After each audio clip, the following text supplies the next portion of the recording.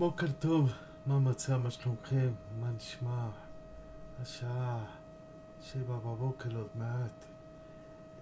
אני מחכה, אני מאוד מקווה שהשנה יהיה שלג בירושלים. אני אוהב גשם, אני אוהב חורף, אני אוהב שלג. וזהו, אני גר בצפון ירושלים. אני אוהב לגור בירושלים. אני הרבה מאוד שנים גר באותו בניין. אני גר קרוב ל-35 שנה באותו בניין. אני לבד, בלי משפחה, בלי אף אחד. וזהו. היום בערב, נר שלישי של חנוכה.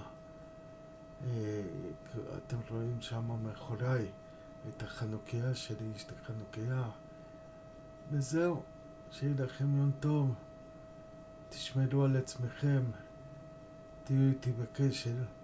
אני מאוד מקווה שאתם אוהבים את הסרטונים שלי, וזהו. יום טוב.